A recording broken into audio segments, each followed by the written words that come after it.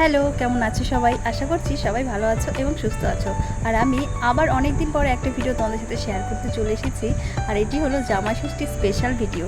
তো জামাই ষষ্ঠী মানে কিন্তু একটা স্পেশালি ব্যাপার। সকাল সকাল উঠে আমি কিন্তু মায়ের সঙ্গে বাজারে চলে গেছিলাম। আর বাজারে গিয়ে বুঝলাম বাজার করা কিন্তু সহজ কাজ নয়, বিশাল এক ঝামেলার ব্যাপার। তো দেখো সকাল সকাল বাজার করে চলে এসেছি, বিভিন্ন ধরনের মাছ, মাংস, সবজি টবজি সব নিয়ে এসেছি। এখন রান্না করার পালা, কারণ কিছুক্ষণের মধ্যে আমার দিদি কিন্তু চলে আসবে। রান্নাবান্না কিন্তু প্রায় কমপ্লিটের দিকে, কারণ আমি একদিকে করছিলাম, আমার মাও একদিকে করছিল। আর এত কিছু রান্নাবান্নার কাজ কিন্তু একা করা অসম্ভব ব্যাপার। আর কি রান্না হলো সেটা একটু পরে দেখাচ্ছি।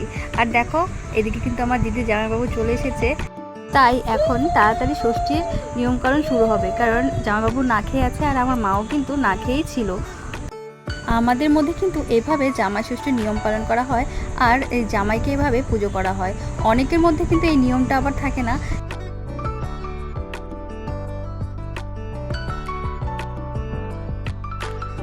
আর এই জামাই ষষ্ঠীর মেন পার্ট হলো খাওয়া দাওয়া, এটা সব বাঙালিরাই জানে। তো আমাদের বাড়িতে রান্না হয়েছিল মাছের মাথা দিয়ে মুগ ডাল, ছিল পাবদা মাছ, ইলিশ মাছ, খাসির মাংস, পটল চিংড়ি, 5 রকমের ভাজা, দই, মিষ্টি, চাটনি, পায়েস। তো এই ছিল জামাই ষষ্ঠীর ছোট্ট আয়োজন। কেমন লাগলো ভিডিওটা তোমাদের অবশ্যই কমেন্ট করে জানিও।